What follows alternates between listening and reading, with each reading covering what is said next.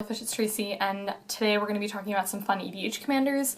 I will list my other two videos that I've done in the down bar below, but what I've kind of done with these is I've kind of like challenged myself to list commanders that may not necessarily be as like popular, that like, you know, everyone and their mother has a deck, so I tried to like vary it up a little bit. So these are some EDH commanders that, you know, in the spirit of, I feel like, EDH building, because I feel like 4-color commanders came out and a lot of people may be like, hey, let's just go out and buy, you know, these commander decks. So in case that's not your jam or you just really like building EDH decks, these are some fun EDH commanders to give you guys some ideas. So the first one I want to talk about is, let me move over here a little bit. First is Vore of the whole Clade. Okay, sorry, I don't have my glasses on, so computer's a little bit far away from me.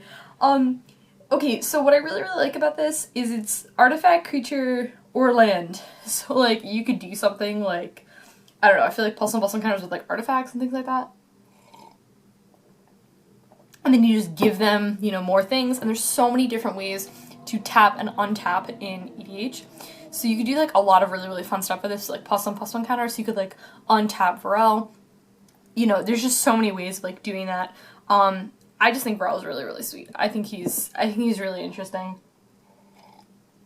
Makes for like a super aggressive deck, so I think he's really sweet. And he's like green-blue, like best EDH colors, let's be real here. So then we have Mikeaus the Lunarch. What I really like about Mikeaus is that he's got an X cost, so you can realistically cast him at like any point in the game, which I really like. So, you know, Mikeaus has been killed, you know, like twice. It's like, okay, sweet, like pay that and then pay as much as I want for it, which I think is really awesome. So you have all those counters, and again, this is a similar plus one counter things. I didn't mean for those to be next to each other, but you know, you get to put a plus one counter on it, but then you get to remove it to put a plus one on each other creature you control. There's like so many different things that you could do with plus one counters with Mikeaus, and just a deck that's just got like a ton of plus one counters. Like, I think that's like, to me, an underrated like thing in EDH, but I think a Paul's Keranos deck, and I just think it's super sweet. Like, it's a really interesting thing. So, which is reminding me, Paul really needs this card for his EDH deck. Okay, I'm gonna remind myself to tell him. So good. Okay. Then we have Rune of the Hidden Realm. Rune is kind of like one of my pet decks, like a deck that I really want to build, except for my friend Krista has the deck, and I would build it like her because it's just kind of like my type of deck, but Bant is like a super sweet color combination. I like it a lot. Like I said, green blue is kind of like the best, and then you got white, so you got super sweet board wipes and removal. This is kind of like everything that you want. It's like best of both worlds. Just Rune is awesome, but I feel like he gets very overshadowed because of, is it Derevi? Yeah, Derevi, because that's a really popular bank commander, but personally I really like Rune. If you're doing this whole, you know, like Rune combo with like a Vendor of Zendikar, like that whole thing, hint I'm gonna be doing deck on this soon. Yeah, Rune, a Vendor of Zendikar, blink, make tons of tokens, super good, awesome. Card's great. Okay, then we have Zedruu the Greathearted. Zedruu is really awesome, and what I really like about Zedruu is that you can make like two like completely different decks with Zedruu. I mean, you could like make like more, but you could make an awkward hug deck if that's your jam. You just want to do that, like, let me be nice, let me give people all these things, yay. Or you could be super mean and very aggressive and give people things like enchantments that say you cannot cast creature spells, or you cannot attack with creature spells, or whatever the case may be. So card is super good, versatile, which is what I really like about it. And then on top of that, you know, with Zedruu you can donate things, but on top of that you get to draw cards and gain life, which I think is really awesome. So Zedruu's super sweet. I like him. I know a lot of people have mixed feelings about Zedruu, but I think he's really good. Then we have Keranos. I'm a little upset that I took Keranos apart, but it was just kind of like not really my thing in EDH. In EDH I like to be super aggressive, but in Modern I like to be like control. That's kind of like how I like to play. So I took Keranos apart, but he is really good. He's really hard to kill. Okay, first off, because he's indestructible, and a lot of times he's just not a creature, so like if they've got like Path, useless. Super hard to kill. So it's one really good commander because he's really hard to kill. On top of that, and again, like I said, you're also playing like blue-red, so you're probably not playing a lot of creatures if you're playing like an infinite combo or something like that. Yeah. But then whenever you draw, you know, your first card, if it's a land, you just get to draw an additional card. Like, okay, sweet, that sounds good, card advantage. But then if it's not, you just get to lightning bolt someone every turn. Someone can only take so many Keranos damage before they, before they die, so yeah, Keranos, super, super good. Really good, I like it. Okay, then we have Reki, the history of Kamigawa. I'm strictly mentioning this card because one of my friends, Sam, plays this card in EDH. This is Commander in EDH, and his deck's like super sweet. He's got like this whole like legendary thing, and then it's sweet because he plays all these legendaries and then he like draws a ton of cards. And yeah, Reki's like a 1/2 and he's 3 mana, so he dies to like actually just everything. But he's 3 mana and you're playing green, so you're mana ramping and you probably just don't really care. So they kill him and you're like, okay, sweet, recast him with this millions of mana that I have. Reki's really cool. Again, the whole card drawing thing, really awesome. Card's great. Then we have Obzedat, Ghost Council.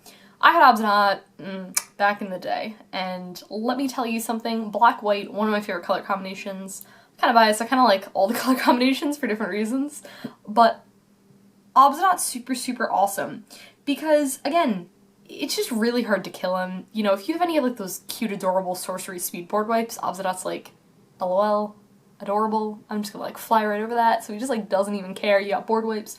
And again, you know, having target opponent, which what I really like about this set, every time at ETBs, you can choose a different opponent, so like, if you're playing politically and you're just like, oh hey man, like I won't, you know, have my Obzedat trigger or whatever, and then, you know, casually on top of that, it's like a 5/5, so if you like blow up the board and, you know, whatever, and no one's got anything going on, you just got like a 5/5, like, just like really, really good. And then it gains haste, which is just awesome, or you can keep him around if you wanted to, for whatever reason, but again, just blinking him just makes him really, really hard to kill. Now that I'm talking about it, I really, really miss this deck, because it was like a lose life, gain life, like cool sort of thing. Obzedat's awesome. Speaking of more, you know, Dragons Maze cards, or that block, whatever that block was called, we have Tisa. Okay, I'm a huge nerd, and so when I write, I actually take magic names, and I have a character in one of my books named Tisa. She's awesome. She's also inspired by me, so, like, of course, she's doubly awesome. 1, because she's inspired by me, and 2, because she's named after Teysa, Envoy of Ghosts, and Teysa's awesome. Super underrated, in my opinion. Yes, she is 7 mana, so you're gonna have, like, a lot of stuff going on before you play her. But she's casually just got pro creatures, so, you know, that's, like, really good. Yeah, so that's awesome. So she's got pro creatures, so, you know, hey, LOL, swing for 4, you know. And then she's got Vigilance, which is just, like, really awesome. And then on top of that, whenever a creature deals combat damage, you just destroy the creature. That's awesome! It's like a little kill thing on the board. So it, like, stops people from wanting to attack you. And she's got pro creatures, so you're just like, okay, cool. And that Vigilance, she blocks for days, doesn't even care. If you really, really need to block for her, for example. But then you get a 1/1 token, and then it's got flying. She's amazing. Why don't people play her? Again, because she's probably 7 mana, but she's awesome. If you're into, like, slower games VDH, like, someone's like, hey, I actually don't want to kill you on turn 3, you know, she's great. Check her out. Okay, then we have Darien. Oh my gosh, okay. Throwback to my days in EDH, where my friend Justin had Darien. Deck. Still has the deck, doesn't play it a lot, but this deck is sweet. Okay. So in a lot of games of Magic, you want to gain life, and you want to take away your life of your opponents. But Darien's like, hey, you want to deal damage to me? Alright, bro, sounds good, bring it on. Because you take damage, and then you get soldier tokens, which is awesome. So, like, there's so many different ways that you can, you know, do damage to yourself, like Acorn Catapult. Like, do you even know what that card does? Look it up, that card's sweet. And then all these other weird cards that do damage to you, and, like, Mana Confluence, and, like, sweet things like that. And then you do damage, you get a soldier token.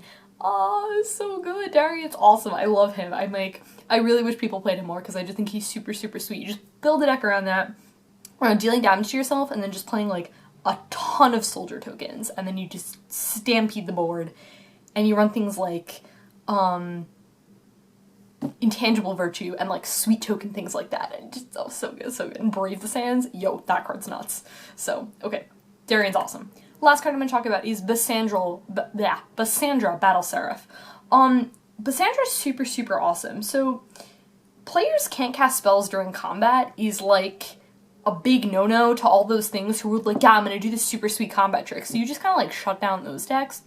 But then on top of that, you know, target creature attacks this turn if able. So this would be super sweet if you're doing like some sort of like Goblin Diplomats like type deck. Do you even know what that card does? You should look that card up. That card's sweet. So you just do some sort of thing where like they attack and then you destroy their tapped creature, or like just like, I don't know, some like jank like that. But yeah, Basandra is super, super awesome. I really, really like her a lot. I feel like I played her in something and I'm blanking as to what I played her in, but she's really, really good. That whole like players can't cast spells during combat is like really critical. And the fact that you can just make things attack. And again, like they don't even have to attack you. Like if you know, someone has like, they can attack someone else, you know, not necessarily, but it causes an interesting political thing if you're into stuff like that. So yeah, guys, that was it. That was it for talking about some fun EDH commanders. I will talk to you guys later.